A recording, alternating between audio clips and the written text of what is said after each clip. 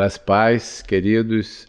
Meu nome é Pedro Alexandre, fui discípulo do pastor Ricardo Parisi e nós estamos agora num projeto de trazer algumas palavras do pastor Ricardo, e essa palavra que vai ser ministrada agora foi ministrada no dia 2 de novembro do ano de 2003 e se chama A Oração da Chuva. O texto é 1º Livro dos Reis, capítulo 18, de 41 a 46. Então disse Elias a Acabe: sobe, come e bebe, porque já se ouve ruído de abundante chuva. Subiu Acabe a comer e a beber. Elias, porém, subiu ao cimo do Carmelo e, encurvado para a terra, meteu o rosto entre os joelhos e disse ao seu moço: sobe e olha para o lado do mar. Ele subiu, olhou e disse: não há nada. Então lhe disse Elias: volta, e assim por 7 vezes. A 7ª vez disse: eis que se levanta do mar uma nuvem pequena como a palma da mão do homem.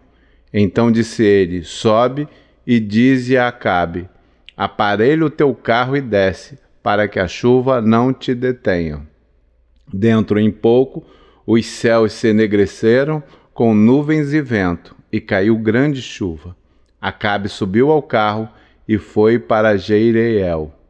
A mão do Senhor veio sobre Elias, o qual cingiu os lombos e correu adiante de Acabe até a entrada de Jezreel. E essa palavra tem um sentido de que cada vez que aquele menino, aquele moço foi olhar lá no horizonte se havia um sinal de que haveria uma chuva, foi colocado uma etapa, para cada ida dele lá foi colocada uma etapa para essa oração da chuva. E o pastor Ricardo, quando ministrou essa palavra, ele veio trazendo essa comparação. Algumas etapas que a gente precisa cumprir para que a oração da chuva chegue ao objetivo final, que é trazer a chuva e trazer a vida. E agora a gente vai estar passando algumas dessas etapas para que a gente entenda como a gente deve fazer essa oração da chuva. A primeira etapa é o lamento. Quando percebemos que as provisões acabaram, que o tempo de sequidão chegou, a gente precisa se lamentar. Se lamentar é se arrepender, é colocar diante do Senhor a necessidade, o choro por aquela sequidão que está acontecendo. A oração da chuva é uma oração que se completa e se cumpre dentro dessas 7 etapas. E a primeira delas, o lamento, a gente precisa seguir. A segunda é a confissão. A segunda etapa da oração da chuva é a confissão. Na oração da chuva, precisamos reconhecer o pecado que gerou a seca. E o que gera seca é o pecado da impiedade, da idolatria e outros mais. Se não houver arrependimento e confissão, não haverá chuva. E é interessante a gente comentar um pouquinho sobre essa questão do que Ricardo ministrou na época. Às vezes a gente está orando para que a chuva aconteça, mas a gente está deixando de colocar diante do Senhor e confessarmos os nossos pecados.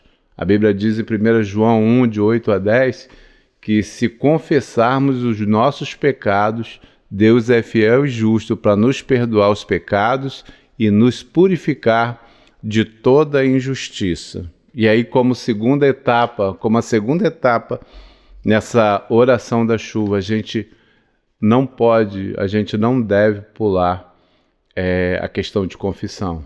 Primeiro, o lamento. Segundo, a confissão. Em terceiro, a terceira etapa dessa oração é a aliança ou a decisão. A aliança é a decisão de abandonar o que trouxe a seca. É a decisão de seguir somente o Senhor, pois somente Ele é Deus.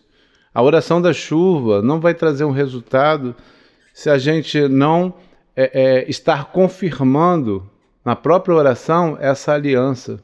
A gente precisa entender que no dia que entregamos a nossa vida ao Senhor Jesus, nós fizemos e firmamos uma aliança com Ele. Na oração para que venha a chuva, a gente não pode esquecer que um dia nos aliançamos ao Senhor. A quarta etapa é o compromisso. É quando decidimos mudar de rumo e não somente ficamos no discurso, mas agimos de fato. Mas embora esta seja uma parte fundamental da oração da chuva, ainda não há sinal de que ela virá. É preciso ainda de mais outras etapas. A quinta etapa é a promessa. E aí é outro detalhe que foi muito ministrado na época, de que a gente tem que crer na promessa. A gente tem que tomar posse de uma promessa que foi feita.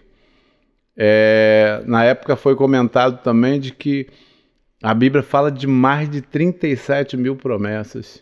E às vezes a gente fala tanto de promessa, fala tanto do que a gente votou com o Senhor, das promessas que o Senhor fez, e às vezes a gente não crê.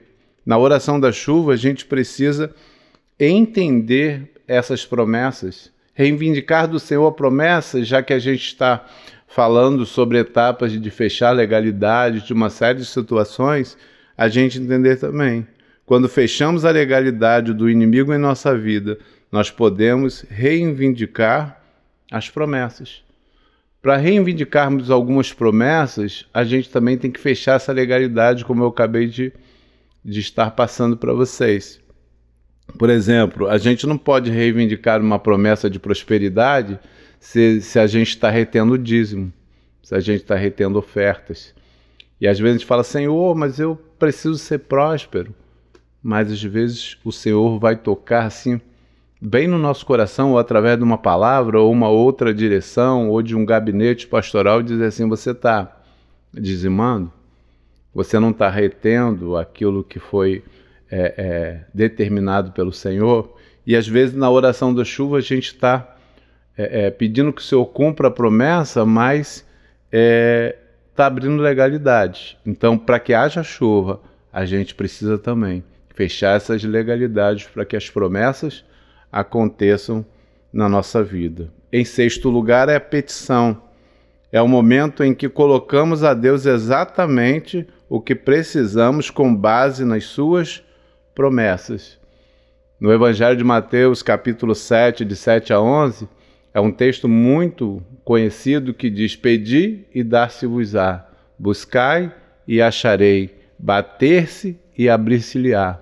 Pois o que pede recebe, o que busca encontra, e a quem bate, abrir-se-vos-á. E é muito importante na oração da chuva a gente entender essa questão da petição. Pedir entendendo o respaldo que a palavra de Deus diz. E a gente entende essa etapa. Exatamente quando diz, aquele que pede, recebe. O que busca, encontra. E a quem bate, abrir-se-lhe-á. E para encerrar a última etapa dessa oração da chuva, para que ela aconteça, é a questão de crer na profecia.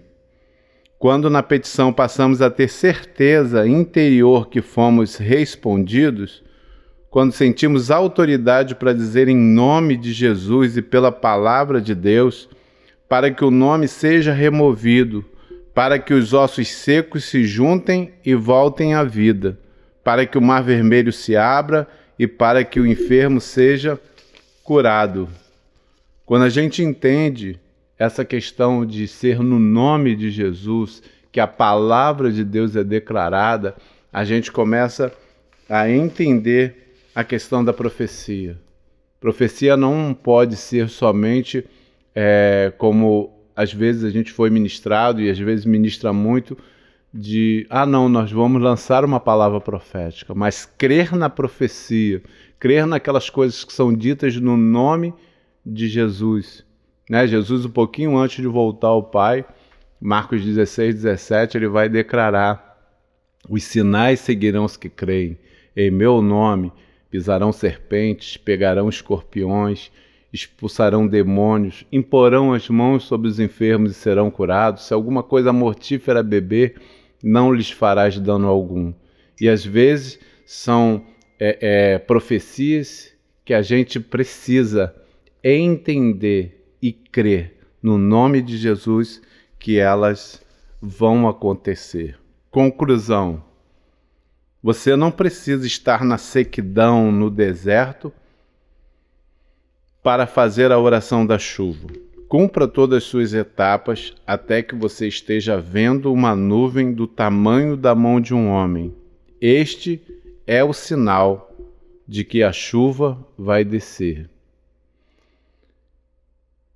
A gente entende que essa palavra, ela nos ensina, né, como foi dito aqui, e nos tem ensinado até hoje, mesmo sendo uma palavra de 18 anos, né, o tempo da Oficina de Vidas foi uma das primeiras palavras ministradas pelo pastor Ricardo Parisi, mas que até hoje a gente precisa pôr em prática. Todo o tempo de sequidão, toda essa aridez, né, que muitas das vezes a gente vive, a gente precisa entender e aprender cada etapa dessa que foi ministrada nesse dia, para que venha a chuva. Para que venha a chuva sobre a nossa vida, sobre a nossa casa, sobre a nossa família, sobre o nosso ministério, e que essa palavra possa alcançar todos os dias, independente do tempo, o nosso coração e a nossa vida. E que a gente aprenda a fazer e principalmente a cumprir cada etapa, fechando as legalidades e entendendo que se faltar uma delas, não vai vir chuva sobre nossa vida.